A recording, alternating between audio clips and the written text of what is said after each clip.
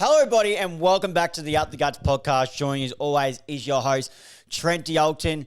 And while it hasn't started yet, there is rumours floating around. So the trade period officially starts next Monday. So what I thought I'd touch space and do is talk about and discuss some of the rumours that are floating around. Obviously, Trade Radio is into their second day as of today, recording this on the Tuesday evening. So I thought I'd get in and discuss some of the rumours that are floating around and dissect and give my opinion on it. So without further ado, let's get straight into it. So first up is Malcom Rosas Jr. has requested a trade to Sydney. Now, it was a toss-up between Sydney and Richmond. It looked like at first that he was favouring Richmond, but then he's, in the end, chosen the Swans. Now, I'm a reasonable fan of Malcom Rosas Jr. I think when he's given his chance, he possesses something. He shows something. Like if we have a look, you had it up here, 2023. So it's just gone down and down and down the amount of games he's played. So in 2021, he played just the 4 games. In 2022, he played 15 and kicked 14 goals. 2023, he played the 19, so we're thinking, he's starting to nail himself a regular spot. He played 19 and kicked the 19 goals. 2024, only the 7 games and kicked 12 goals from his 7 games, but then this season, just gone 2025, only managed the 4 games and only kicked the 1 goal in it. Now, we understand what type of forward line that they have down there and lists that they have in general, the Gold Coast Suns. How far they're going, I think that was 1 year a bit too early for them. Then they'll look to go even further next year if they add the like to of a Kerno who might be getting there. Rumours of someone else that we'll talk about later on as well. But I think this is the best move, Malcom Rosas Jr., because I think he can play a regular game down there, and going across to the Swans might not be a bad option. I thought Richmond might have been the better option for him to get a regular game. But the Swans, you got Papley down there, Haywood, who's a medium size, but almost had to play as a tall because they had no tall options down there last season. I'm trying to think who else you got. So you got Tom Papley. Tom Papley is your main one. And then if you go across, we pull it up here. Tom Papley, your main one. Braden Campbell was playing like a defensive forward role. So some of his best footy was played off a wing and half back, but he was starting to play a defensive forward role. Other than that, they haven't really got one. They tried Caden Cleary down there. Didn't really work.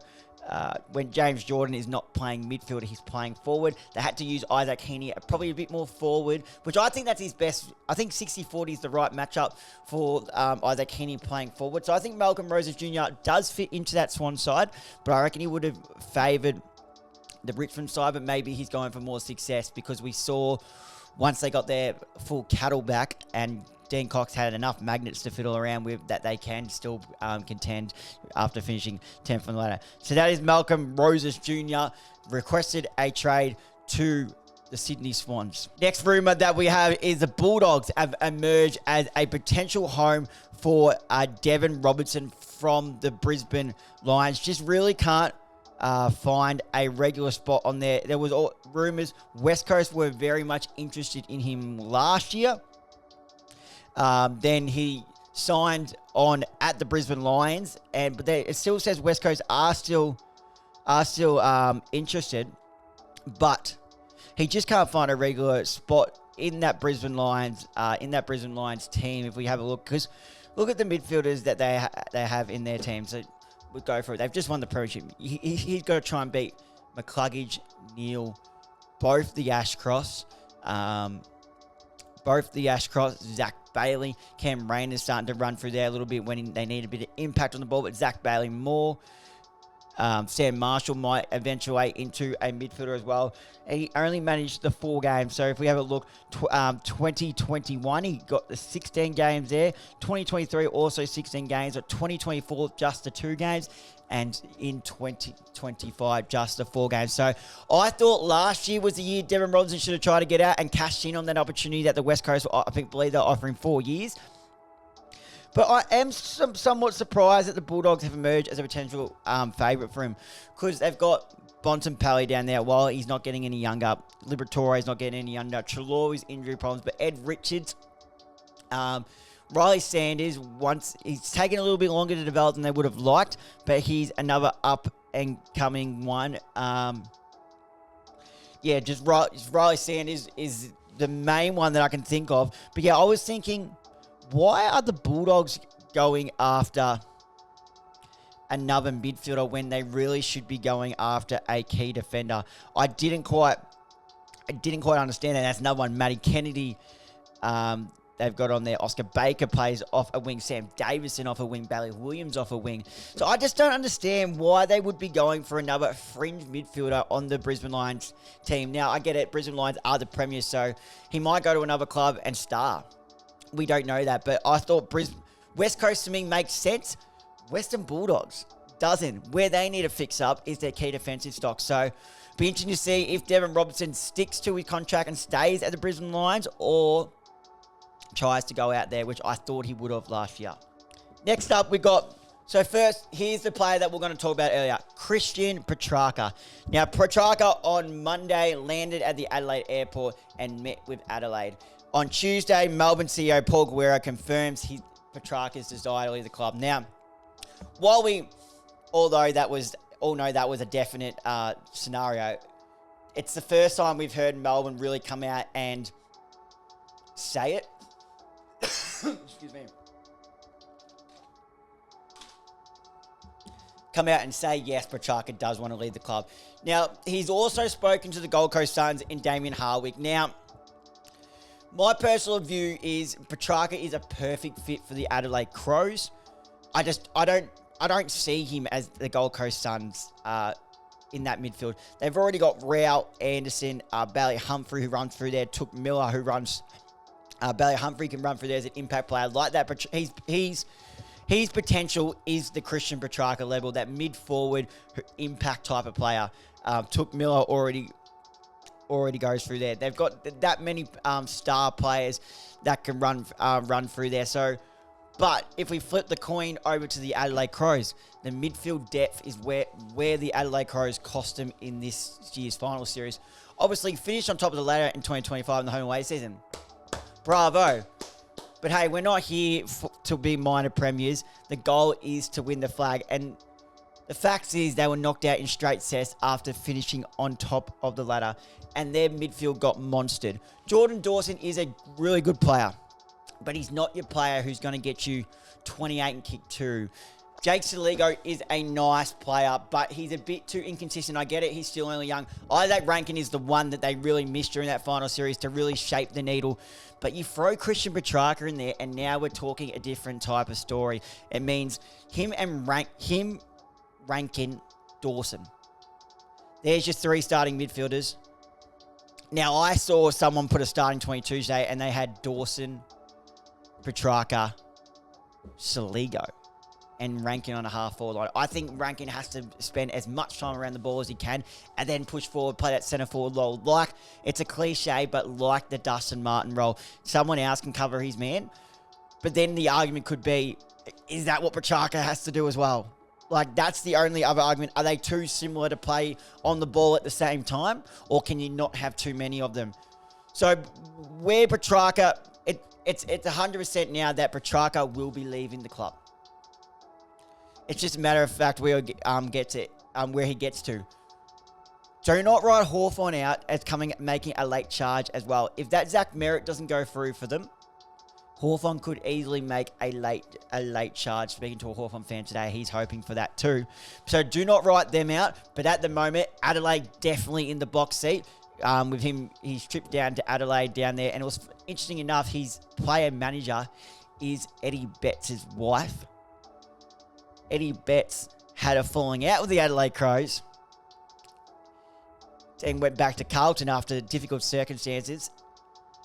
And now his wife, Christian Petracca's player manager, is trying to get him back into Adelaide. It's all a bit of a circus, but I think if you had to ask me right now, I believe Christian Petracca ends up at the Adelaide Crows and he starts straight in the centre bounce in round 1 in 2026. Speaking of the Gold Coast Suns, Connor Budarick is weighing up options to choose between going to North Melbourne or, again, here we are, the Western Bulldogs if he leaves Gold Coast. Now, a highly rated player down at the Gold Coast Suns, a high draft pick, was drafted as a defender, and that's probably where he plays his best footy.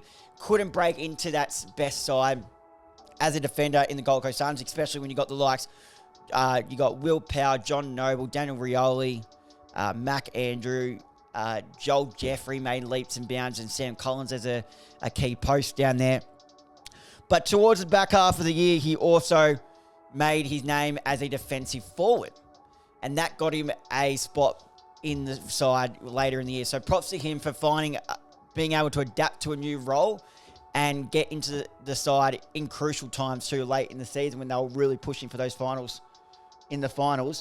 But his best footy is behind the ball as a lockdown defender. Now, I can see both North Melbourne and the Western Bulldogs needing this. Western Bulldogs more so, as I just knocked the webcam, Western Bulldogs more so need a lockdown key defender to help Rory Lobb and James O'Donnell. But Connor Budarick wouldn't be a bad start either. At the moment, I would be... He would get a game, I reckon, at both clubs, but it's more he'll get a game at North Melbourne.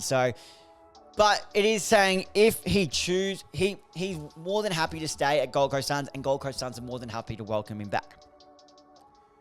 But if he's to choose to leave, these are the two clubs that it's out of. Now, it was also announced today that West Coast have got exactly what they wanted in Draft Town. So they are draft help. They receive from the AFL an end of first round pick and 4 extra rookie list spots. These can be used. These can also be kept for 2026, 27, and 28. I'm not a fan of assisting clubs when they put themselves in that mess. That's just my personal opinion. You put yourself in that mess, get yourself out of it.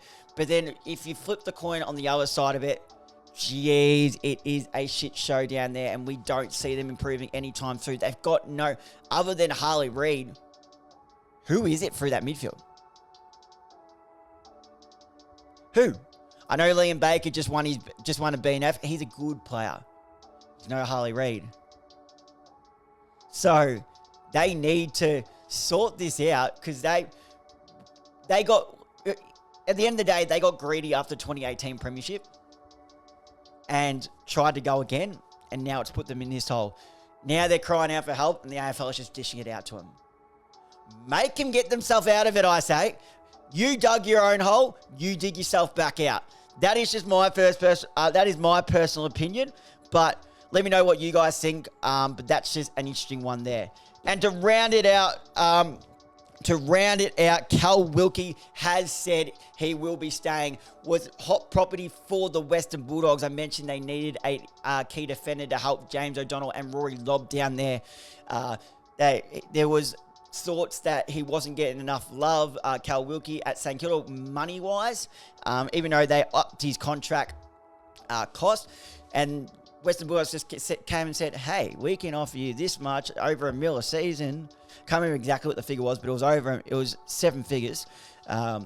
We can offer you this much for this. What do you think about this? And at the end of the day, Cal Wilkie has stayed loyal. This is the club who picked him up as a mature ager. He's the vice captain. I imagine he will be the captain going on into next season, because Jack still does not look like he will be getting a extra contract. So that's a good win for the St Kilda Football Club, but it would have been a massive win for the Bulldogs if they were to get him. And on Jack Steele as well, it doesn't look like there's much suitors out there for Jack Steele. GWS, where he started his career, were noted to be having a look at the start of the year, but that has faded away now, and they're looking in other directions. So is this the end of Jack Steele? There is no doubt that Jack Steele's best football is well behind him. But I'd hate to see him go out this way too. Top 3 in a Brownlow medal at his prime. His prime was elite. But yeah, he just looked like he struggled. But to the back in the year, I'll give it to him. Back in the year, he started playing better footy. So do the Saints stick with him, or do they get rid of their skipper? It'll be a very interesting one to watch.